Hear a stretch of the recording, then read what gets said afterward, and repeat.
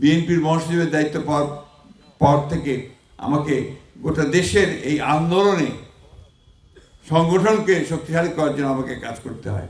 আপনারা দেখেছেন যে আজকে যে আমাদের নেতা তারেক রহমান সাহেব বিদেশ থেকে দেশে আসার পরে, নির্বাসিত অবস্থা থেকে দেশে আসার পরে কিভাবে স্বতঃস্ফূর্তভাবে জনগণ ঢাকার রাজপথে ছড়িয়ে পড়েছে, তাই না?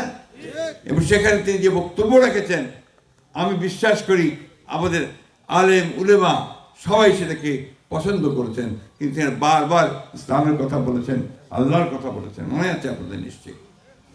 আমরা কমিটেড, আমরা অঙ্গীকারবদ্ধ যে এই দেশে আমরা কোরআন ও সুন্নাহর বাইরে কোনো আইন আমরা করতে দেব না।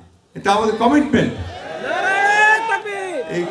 এই কমিটমেন্ট আমরা সবসময় করে এসেছি।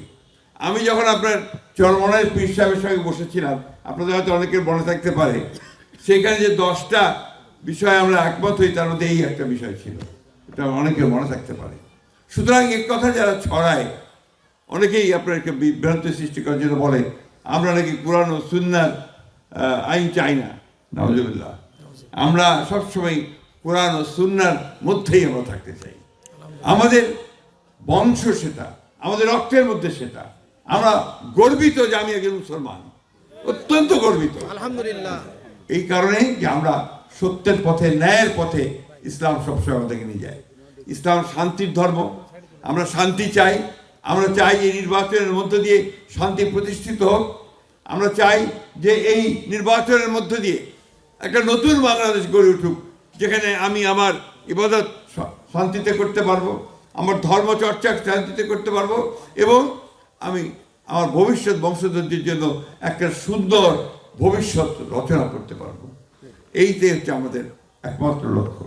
আমাদের ভাইরা এখানে কিছু কথা বলেছেন, আমি একটু বন্ধ রাখি। আচ্ছা, বলতে পারবো? আচ্ছা, তো তাহলে আমি যেটা শেষ করে ফেলবো সেটা হচ্ছে যে এখানে বলেছেন আপনারা এয়ারপোর্টের কথা। ইনশাআল্লাহ আমরা যদি সরকারে যেতে পারি তাহলে অবশ্যই ঠাকুরগাঁওকে পুনরায় চালু করার আমরা ব্যবস্থা করব। আলহামদুলিল্লাহ। আপনারা মেডিকেল কলেজের কথা বলেছেন, আপনি বিশ্ববিদ্যালয়ের কথা বলেছেন, এগুলো তো আমার দাবি, আপনাদের কেন হবে? এই দাবি তো আমার, এবং এগুলোকে প্রতিষ্ঠা করার জন্য আমরা সারা জীবন কাজ করে এসেছি ভাই। আমরা আপনাদের সঙ্গে আছি। এই ঠাকুরগাঁতে যতগুলো স্কুল কলেজ মাদ্রাসা আছে, আমি বিশ্বাস করি তার 90%-এর মধ্যে আমাদের অবদান আছে। আমরা চেষ্টা করেছি, আল্লাহ আমাদের হাত দিয়ে করিয়েছেন। তো এই জন্যে আপনাদের এইটুকু বলতে পারি যে আমি যতক্ষণ জীবিত আছি, আল্লাহ আমার হায়াত রাখবেন, আমি আপনাদের সঙ্গে আছি, আপনাদের জন্য কাজ করব, এবং এখানে যেন ইসলাম ঠিক মতো বিস্তার লাভ করতে পারে সেই চেষ্টা আমি অবশ্যই করব।